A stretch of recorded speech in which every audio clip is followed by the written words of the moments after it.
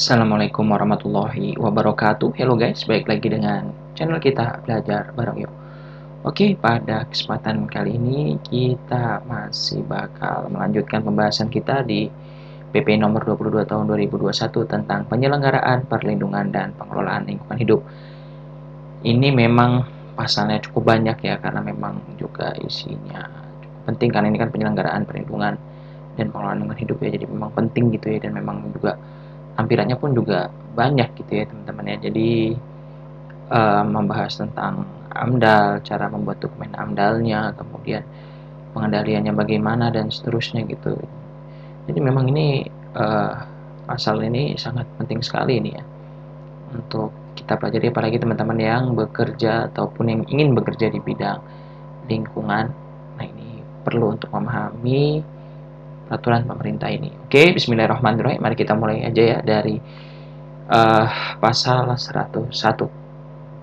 Tata cara. A. Penyusunan adendum AMDAL dan RKL-RPL sebagaimana dimaksud dalam pasal 91 ayat 3. B. Penilaian adendum AMDAL dan RKL-RPL sebagaimana dimaksud dalam pasal 97 dan pasal 98, dan pemeriksaan perubahan persetujuan lingkungan tanpa disertai kewajiban menyusun dokumen lingkungan hidup baru sebagaimana dimaksud dalam pasal 99 sebagaimana tercantum dalam lampiran 5 yang merupakan bagian tidak terpisahkan dari peraturan pemerintah ini.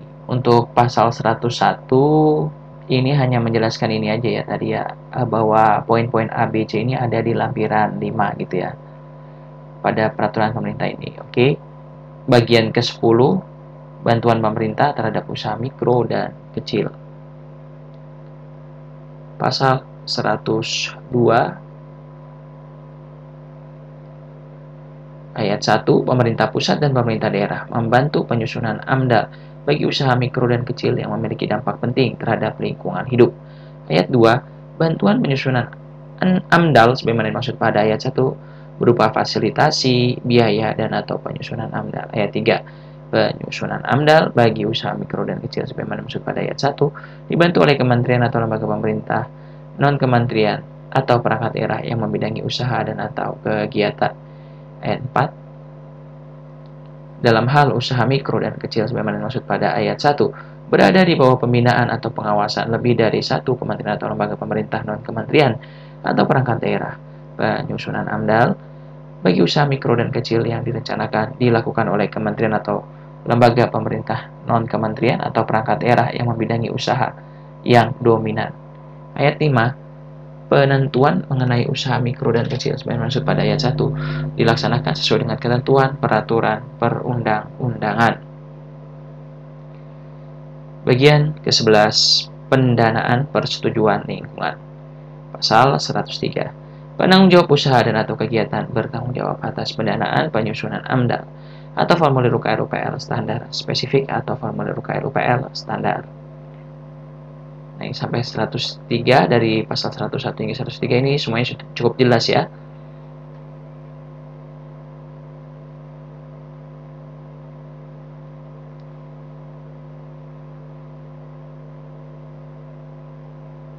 Nah, ini ya apa namanya tadi untuk yang 103 ini cukup jelas juga bahwa penanggung jawab usaha atau kegiatan itu bertanggung jawab atas pendanaan penyusunan AMDAL dan formulir UKR-UPL standar spesifik atau formulir UKR-UPL standar. Jadi yang bertanggung jawab untuk pembiayaannya ya ini penanggung jawab usaha atau kegiatan. Kemudian pasal 104 ayat 1, pendanaan operasional kegiatan lembaga uji kelayakan lingkungan hidup dibebankan pada bagian anggaran kementerian yang menyelenggarakan urusan pemerintah di bidang perlindungan dan pengelolaan lingkungan hidup. Ayat 2, pendanaan operasional kegiatan tim uji kelayakan lingkungan hidup yang berkedudukan di pusat dibebankan pada bagian anggaran kementerian yang menyelenggarakan urusan pemerintahan di bidang perlindungan dan pengelolaan lingkungan hidup. Ayat ketiga, pendanaan operasional kegiatan tim uji kelayakan lingkungan hidup yang berkedudukan di provinsi berasal dari anggaran pendapatan belanja daerah provinsi, jadi APBD provinsi. Kemudian ayat keempat, pendanaan operasional kegiatan tim uji kelayakan lingkungan hidup yang berkedudukan di kabupaten atau kota berasal dari anggaran pendapatan belanja daerah kabupaten atau kota. Selanjutnya, pasal 105 ayat 1. Bantuan penyusunan AMDAL sebagaimana disebut dalam pasal 102 yang kewenangan penilaiannya berada di pemerintah Pendanaannya bersumber dari anggaran pendapatan dan belanja negara.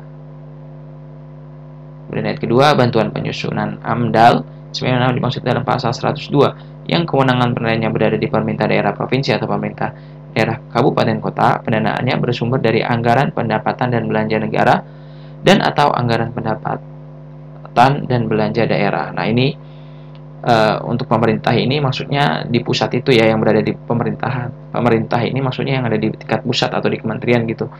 Ini anggaran pendapatan dan belanja negara, maksudnya APBN ya. Kemudian ini ya tadi ya, untuk bantuan menyusun AMDAL ini ya, yang penilaian berada di daerah provinsi atau kabupaten kota. Jadi penyusunan AMDALnya bisa bersumber dari APBN, bisa juga dan atau dari APBD. Tergantung dari tingkatan ininya, baik APBD provinsi ataupun kabupaten kota gitu ya. Tapi bisa APBN juga bisa masuk ke sini gitu. Kemudian pasal 105 sudah cukup jelas. Selanjutnya pasal 106. Ketentuan lebih lanjut mengenai A. Daftar usaha dan atau kegiatan wajib AMDAL, UKL, UPL, dan SPPL. B. Tata cara sistem sertifikasi kompetensi AMDAL, pelatihan kompetensi AMDAL dan lembaga penyedia jasa penyusunan AMDAL.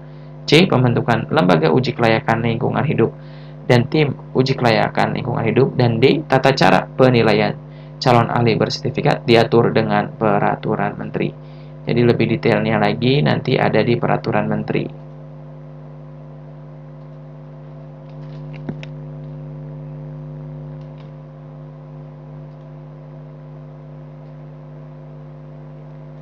Selanjutnya kita masuk ke bab 3. Kita masuk ke bab 3 yaitu perlindungan dan pengelolaan mutu air. Nah, ini sudah kita masuk ke mutu air ya. Bagian ke-1, ketentuan umum. Pasal 107 ayat 1. Perlindungan dan pengelolaan mutu air sebagaimana dimaksud dalam pasal 2 huruf B dilakukan terhadap air yang berada di dalam badan air. Ayat kedua, badan air sebagaimana dimaksud pada ayat 1 meliputi A. Badan air permukaan meliputi 1. Sungai, anak sungai dan sejenisnya. 2. Danau dan sejenisnya. 3. Rawa dan lahan basah lainnya. Dan atau B. Aquifer. Nah, ini kan badan air permukaan ya, seperti yang kita bisa lihat pada permukaan air gitu ya, yang maksudnya yang mudah kita lihat di permukaan gitu ya, jelas gitu. Kalau aquifer kan air tanah gitu ya, yang tidak langsung kita lihat di permukaan tanah gitu. Jadi nggak maksudnya ya itulah seperti itu ya teman-teman. Jadi nggak langsung kita lihat seperti air permukaan gitu kalau aquifer kan. Kemudian ini ada penjelasannya ya. Untuk pasal 107 ayat 2 huruf A angka 1 nih, ini ada penjelasannya. Yang dimaksud dengan sungai, anak sungai dan sejenisnya adalah alur atau wadah air alami dan atau buatan berupa jaringan pengaliran air beserta air di dalamnya, mulai dari hulu sampai muara dengan dibatasi kanan dan kiri oleh garis sempadan.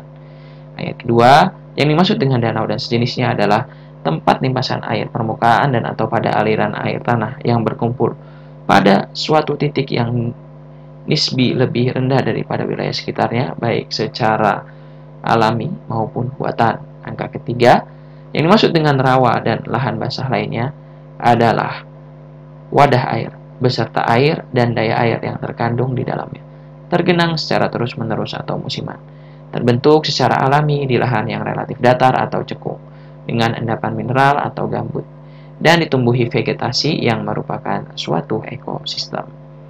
Kemudian untuk yang huruf B ini, aquifer.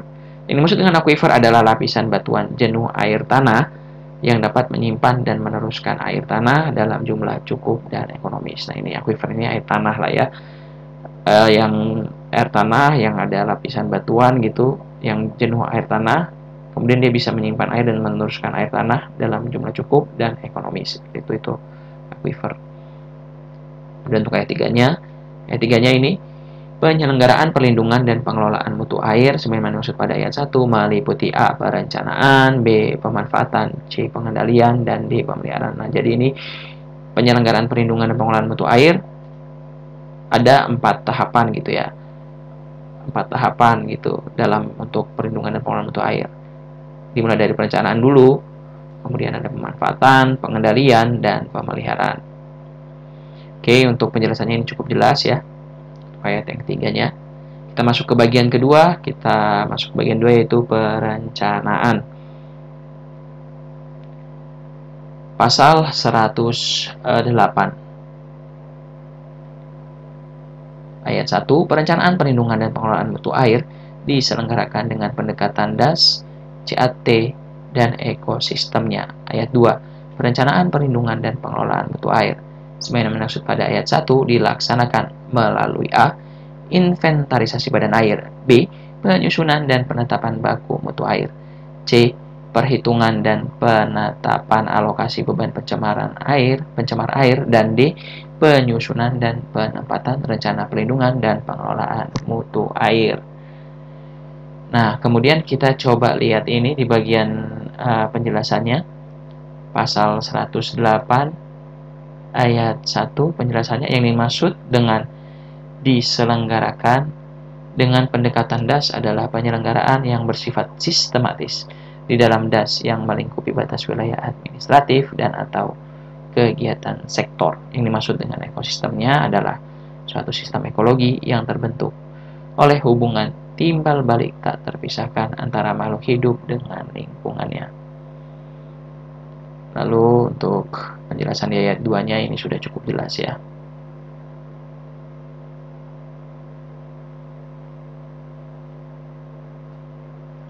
Selanjutnya ini paragraf 1, inventarisasi badan air. Nah, jadi dari ayat 2 tadi ini masing-masingnya dijabarkan dalam pasal selanjutnya. Inventarisasi badan air. Pasal 109. Ayat 1, inventarisasi badan air sebagaimana dimaksud dalam pasal 108 ayat 2 huruf A dilaksanakan oleh Menteri. Ayat 2, inventarisasi badan air sebagaimana dimaksud pada ayat 1 dilakukan dengan tahapan A. Mengidentifikasi badan air, dan B. Melakukan karakterisasi badan air. Untuk penjelasannya cukup jelas, di sini ada penjelasan tambahan ya. Jadi inventarisasi badan air itu dilaksanakan oleh Menteri.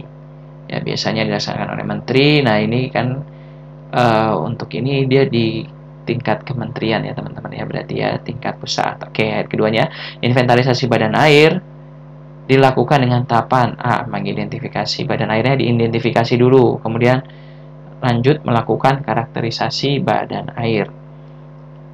Pasal 110 ayat 1, identifikasi badan air sebagaimana dimaksud dalam pasal 109 ayat 2 huruf A dilakukan untuk mendapatkan informasi mengenai badan air sebagaimana dimaksud dalam pasal 107 ayat 2. Dan ayat keduanya, identifikasi badan air sebagaimana dimaksud pada ayat 1 dilaksanakan melalui A. Citra satelit, B. Foto udara, dan atau C. Penyelidikan hidrogeologi. Ayat 3, identifikasi sebagaimana dimaksud pada ayat 2 dilakukan dengan memperhatikan peta DAS dan peta CAT dengan tingkat ketelitian paling kecil skala 1/50.000. Ini tadi penjelasan pasal 110 untuk ayat 1-nya cukup jelas. Ayat 2 juga cukup jelas ya teman-teman ya. Untuk ayat ketiga, ini penjelasannya peta DAS dan peta CAT yang digunakan adalah peta yang sudah ditetapkan dan atau dipublikasikan oleh instansi pemerintah sesuai dengan kewenangannya berdasarkan ketentuan peraturan perundang-undangan. Jadi petanya sudah, istilahnya sudah di ini ya, sudah disahkan gitulah ya, sudah legal gitu ya, oleh juga instansi pemerintah yang sah juga gitu ya teman-teman ya, sesuai dengan peraturan perundang-undangan. Itu dia datanya, biar agar datanya itu valid gitu ya teman-teman. Selanjutnya kita masuk ke pasal 111 ayat 1. Citra satelit, foto udara, dan atau penyelidikan hidrogeologi sebagaimana dimaksud dalam pasal 110 ayat 2 diinterpretasikan dengan tahapan A. Mendeliniasi citra satelit, foto udara, dan atau penyelidikan hidrogeologi, dan 2. memindahkan hasil deliniasi ke dalam peta badan air dengan tingkat ketelitian paling kecil skala 1/50.000. Ayat kedua, peta badan air sebagaimana dimaksud pada ayat 1 huruf B digunakan sebagai acuan dalam pelaksanaan karakterisasi badan air. Untuk penjelasan pasal 11, ini sudah cukup jelas. Selanjutnya, pasal 112 ayat 1. Karakterisasi badan air sebagaimana dimaksud dalam pasal 109 ayat 2 huruf B dilakukan untuk mendapatkan informasi A. Aspek hidrologi dan hidrogeologi, B. Aspek geologi, C. Aspek morfologi, D. Aspek ekologi, E. Aspek mutu air, F. Aspek sumber pencemar, dan G. Aspek pemanfaatan air. Lalu ayat kedua, informasi sebagaimana dimaksud pada ayat 1 dilakukan dengan cara pengumpulan dan pengkajian.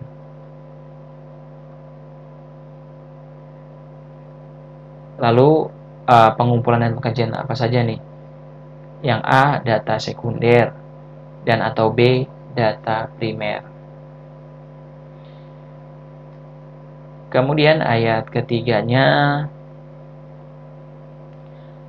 terhadap karakterisasi badan air dengan menggunakan data sekunder sebagaimana pada ayat 2 huruf A dapat dilakukan verifikasi melalui kegiatan survei lapangan. Verifikasinya dengan survei lapangan. Kalau data sekunder, jadi turun lapangan langsung itu mengecek kebenaran data. Lalu ini untuk ayat keempatnya, hasil karakterisasi badan air sebagaimana dimaksud pada ayat 1 disusun di atas peta badan air sebagaimana dimaksud dalam pasal 111 ayat 2 yang merupakan peta perlindungan dan pengelolaan mutu air dengan tingkat ketelitian paling kecil skala 1/50.000.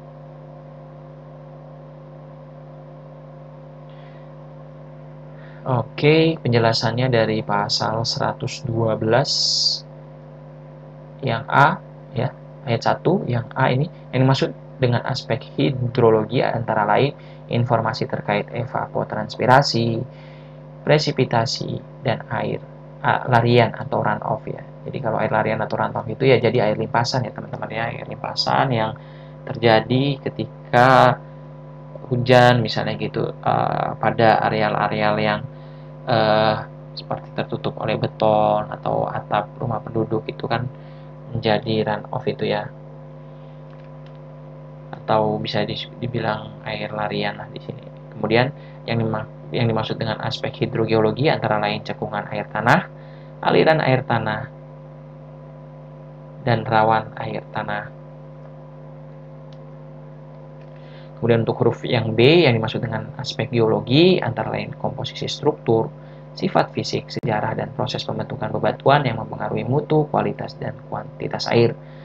C yang dimaksud dengan aspek morfologi adalah tampang memanjang alur sungai dan tampang melintang sungai.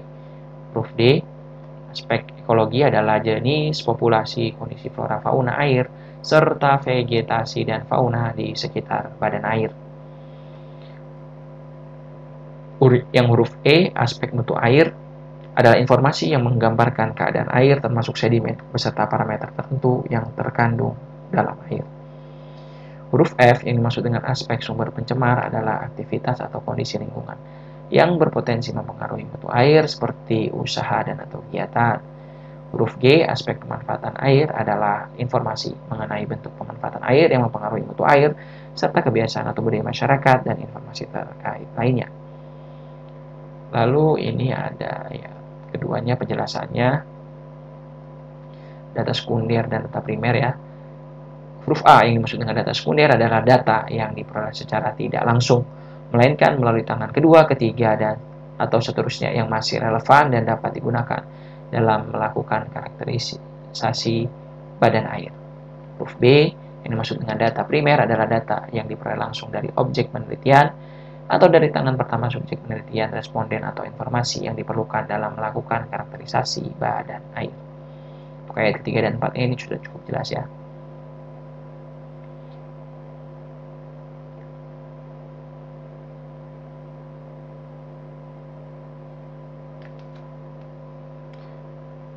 Selanjutnya paragraf kedua tentang penyusunan dan penetapan baku mutu air. Penyusunan dan penetapan baku mutu air pasal 113 ayat 1. Menteri, Gubernur, atau Bupati Wali Kota sesuai dengan kewenangannya menyusun dan menetapkan baku mutu air sebagaimana dimaksud dalam pasal 108 ayat 2 huruf B untuk A. Air tanah dan B. Air permukaan berdasarkan segmentasi atau zonasi badan air. Ayat 2. Baku mutu air untuk air tanah sebagaimana dimaksud pada ayat 1 huruf A dilakukan melalui pemantauan rona awal mutu air tanah dan atau pemantauan mutu air tanah referensi. Baku mutu air untuk air permukaan sebagaimana pada ayat 1 huruf B mengacu pada baku mutu air nasional sebagaimana tercantum dalam lampiran 6 yang merupakan bagian tidak terpisahkan dari peraturan pemerintah ini.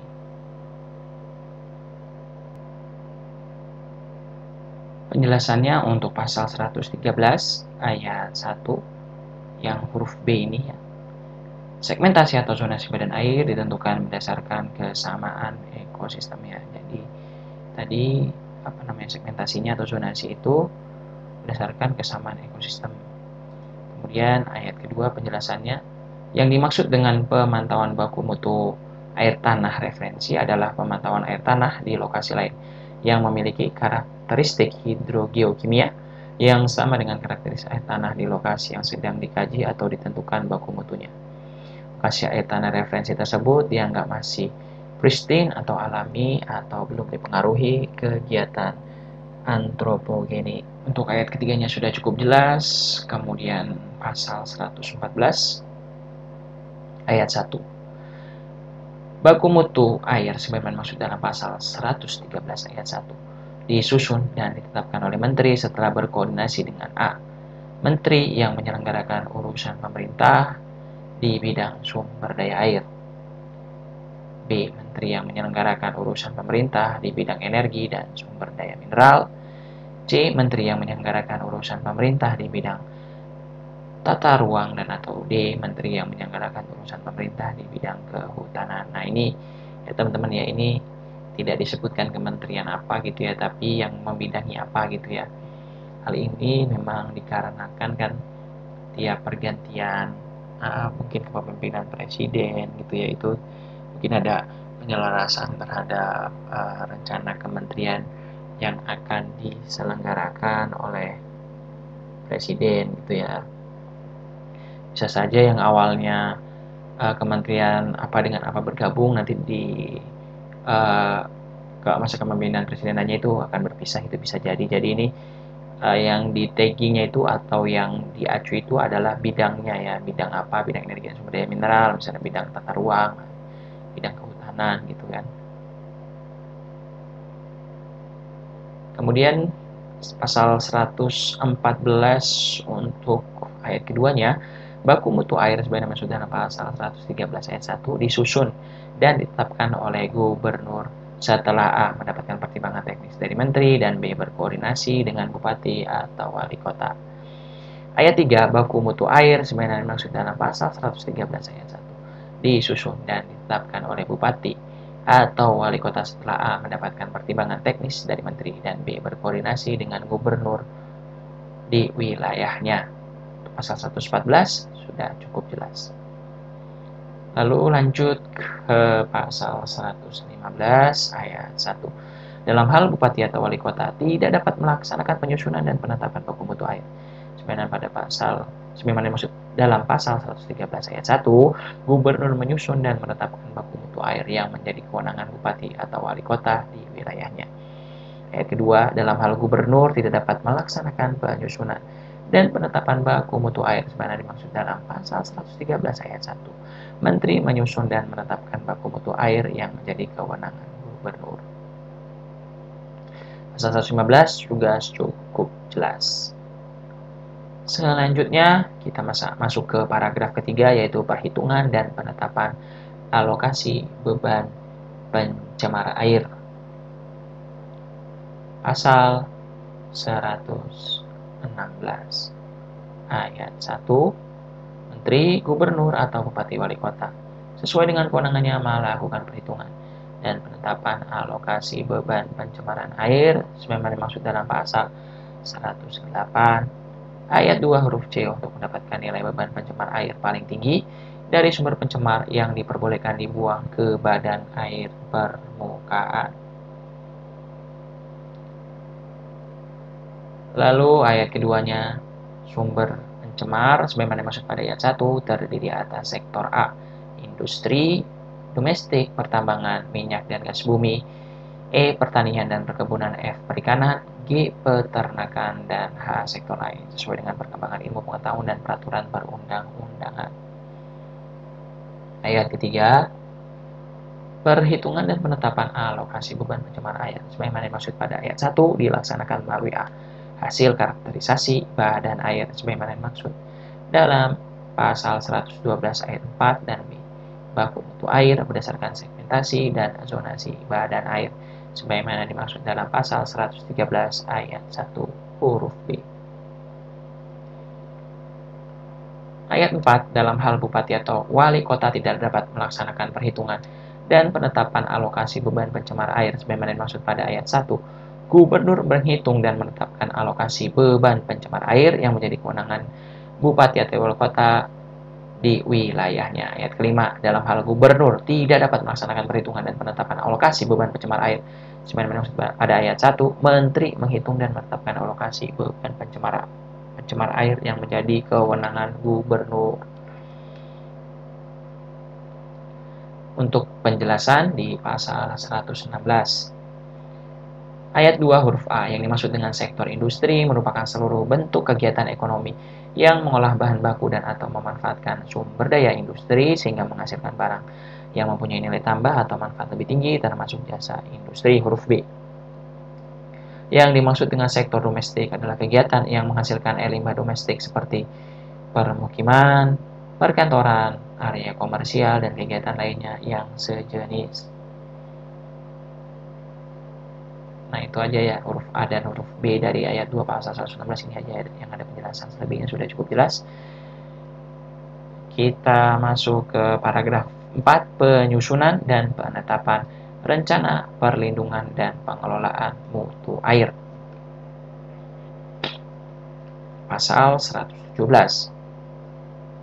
Penyusunan rencana perlindungan dan pengelolaan mutu air sebagaimana dimaksud dalam pasal 108 ayat 2 huruf D meliputi A, rencana perlindungan dan pengelolaan mutu air nasional, B, rencana perlindungan dan pengelolaan mutu air provinsi, dan C, rencana perlindungan dan pengelolaan mutu air kabupaten atau kota. Sedangkan penjelasannya di sini sudah cukup jelas. Kemudian pasal 118 ayat 1, rencana perlindungan dan pengelolaan mutu air nasional sebagaimana dimaksud dalam pasal 117 huruf A diterapkan pada A, das lintas negara, B, das lintas provinsi, C, das dan CAT strategis nasional, D, CAT lintas negara, dan E, CAT lintas provinsi. Nah, CAT ini adalah ini ya teman-teman ya, CAT adalah cadangan air tanah. Kemudian ayat keduanya, rencana perlindungan dan pengelolaan mutu air nasional sebagaimana dimaksud pada ayat 1 disusun dan ditetapkan oleh menteri setelah berkoordinasi dengan, ya harus berkoordinasi dulu menteri dengan A, menteri di bidang sumber daya air, B, menteri di bidang energi dan sumber daya mineral, C, menteri di bidang tata ruang, ya, D, menteri di bidang kehutanan, dan E, gubernur dan bupati atau wali kota sesuai kewenangannya. Jadi setelah berkoordinasi dulu menteri baru menyusun dan menetapkan lah ya ini rencana perlindungan dan pengelolaan mutu air nasional. Untuk penjelasan pasal 118 ya, ada di ayat 1 huruf C, yang dimaksud dengan das strategis nasional adalah das ini daerah aliran sungai yang pengelolaannya berdasarkan ketentuan peraturan perundang-undangan menjadi kewenangan pemerintah. Ini aja yang ada penjelasan dari pasal 118. Kalau begitu kita lanjut ke pasal 119. Ayat 1, rencana perlindungan dan pengelolaan mutu air provinsi sebagaimana dimaksud dalam pasal 117 huruf B disusun dan ditetapkan oleh gubernur. Kalau tingkatannya provinsi oleh gubernur ininya ya, disusun dan ditetapkannya ya. Ayat kedua, rencana perlindungan dan pengelolaan mutu air provinsi pada ayat 1 ini diterapkan pada A, das lintas kabupaten kota, dan B, CAT dalam provinsi. Untuk ayat ketiga, penetapan rencana perlindungan dan pengelolaan mutu air provinsi sebagaimana dimaksud pada ayat 2 dilakukan setelah A, mendapatkan pertimbangan teknis dari menteri, dan B, berkoordinasi dengan bupati atau wali kota. Nah, ini kalau rencana perlindungan dan pengelolaan mutu air disusunnya dan ditetapkan oleh gubernur. Lalu rencananya ini diterapkan pada apa aja? Das lintas kabupaten kota. Jadi dasnya itu melintasi kabupaten kota ya. Kemudian yang B-nya cadangan air tanah dalam provinsi atau CAT dalam provinsi. Lalu penetapannya rencana perlindungan dan pengelolaan mutu air provinsi ini ya, ini oleh gubernur setelah dilakukan ya, dilakukan setelah penetapannya itu ya, dilakukan setelah apa? Mendapatkan pertimbangan teknis dari menteri dulu nih. Ada pertimbangan teknis dari menteri dulu. Kemudian yang B-nya juga sudah berkoordinasi dengan bupati atau wali kota. Selanjutnya pasal 120 ayat 1, rencana perlindungan dan pengelolaan mutu air kabupaten atau kota sebagaimana dimaksud dalam pasal 117 huruf C disusun dan diterapkan oleh bupati atau wali kota. Ayat 2, rencana perlindungan dan pengelolaan mutu air kabupaten atau kota sebagaimana dimaksud pada ayat 1 diterapkan pada das dalam kabupaten atau kota. Ayat 3, penetapan rencana perlindungan dan pengelolaan mutu air kabupaten atau kota sebagaimana dimaksud pada ayat 2 dilakukan setelah A, mendapatkan pertimbangan teknis dari menteri, dan B, berkoordinasi dengan gubernur di wilayahnya. Jadi seperti itu ya teman-teman ya. Kalau untuk tingkatan kabupaten kota ini adalah diterapkan pada das dalam kabupaten atau kota. Dan penetapannya itu dilakukan setelah dapat pertimbangan teknis juga dari menteri, kemudian juga ada koordinasi dengan gubernur di wilayahnya. Selanjutnya pasal 121 ayat 1, rencana perlindungan dan pengelolaan mutu air sebagaimana dimaksud dalam pasal 117 berisi A, pemanfaatan, B, pengendalian, dan C, pemeliharaan. Ayat 2, rencana perlindungan dan pengelolaan mutu air sebagaimana dimaksud pada ayat 1 disusun dan ditetapkan berdasarkan A, pemantauan mutu air, B, baku mutu air, dan C, alokasi beban pencemar air. Untuk penjelasannya ini sudah cukup jelas. Nah, ini rencana perlindungan dan pengelolaan mutu air ini berisi apa saja ya? Ini ada 3 poin ini, pemanfaatannya, ada pengendaliannya, dan pemeliharaannya. Lalu rencana ini disusun dan ditetapkan berdasarkan apa? Mengacu pada apa ya? Berdasarkan apa? Pertama dari pemantauan mutu air, yang kedua baku mutu airnya, dan yang terakhir adalah alokasi beban pencemar air.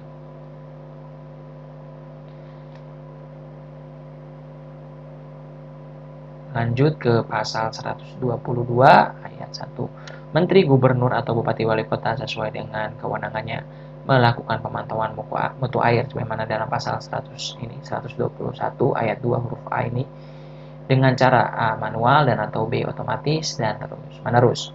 Ayat 2, hasil pemantauan sebagaimana dimaksud pada ayat 1 diintegrasikan ke dalam sistem informasi lingkungan hidup. Ayat ketiga, hasil pemantauan sebagaimana dimaksud pada ayat 1 digunakan sebagai dasar penentuan status mutu air. Penjelasan untuk ayat ketiga dari pasal 122, yang dimaksud dengan status mutu air ini adalah tingkat kondisi mutu air yang menunjukkan kondisi cemar atau kondisi baik pada suatu badan air dalam waktu tertentu dengan membandingkan baku mutu air yang akan dicapai. Pasal 123 ayat 1. Status mutu air sebagaimana dimaksud dalam pasal 122 ayat 3 ditentukan dengan cara membandingkan hasil pemantauan mutu air sebagaimana dalam pasal 122 122 ayat 1 dengan baku mutu air sebagaimana dimaksud dalam pasal 113 ayat 1.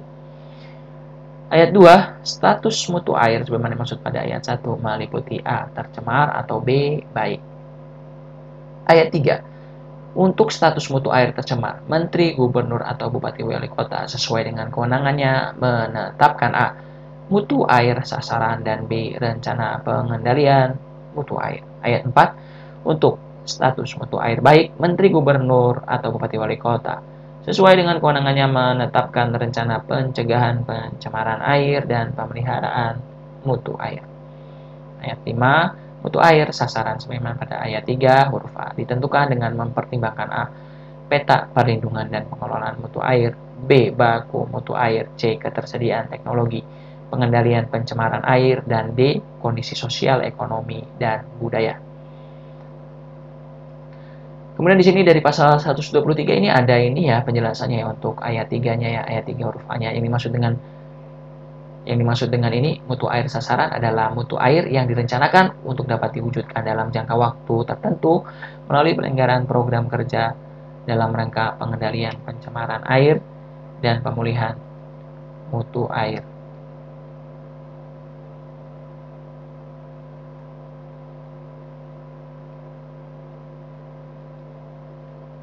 Lalu di sini ada ayat 5-nya yang huruf D. Kondisi sosial, ekonomi, dan budaya mencakup bentuk kegiatan di bidang tersebut yang berhubungan dengan pemanfaatan dan pembuangan air limbah, seperti pengelolaan sampah rumah tangga dan sampah sejenis sampah rumah tangga yang berkontribusi dalam mencemari air. Nah, ini yang dimaksud dengan huruf D ini ya, kondisi sosial, ekonomi, budaya ini adalah bentuk kegiatan di bidang tersebut yang berhubungan dengan pemanfaatan ya dan pembuangan air limbah ya. Seperti pengelolaan limbah rumah tangganya bagaimana gitu ya, dan sampah sejenis sampah rumah tangga yang berkontribusi dalam mencemari air.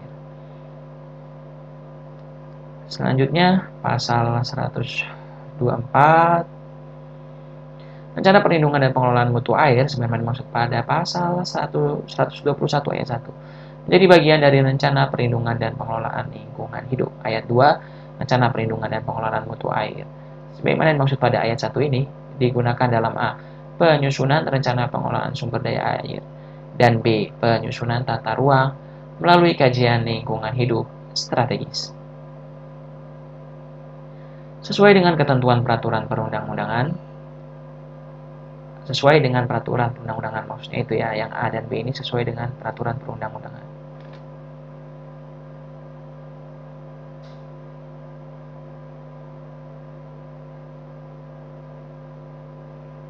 Lalu ayat ketiga, rencana perlindungan dan pengelolaan mutu air sebagaimana dimaksud pada ayat 1 dapat diubah jika terjadi perubahan A.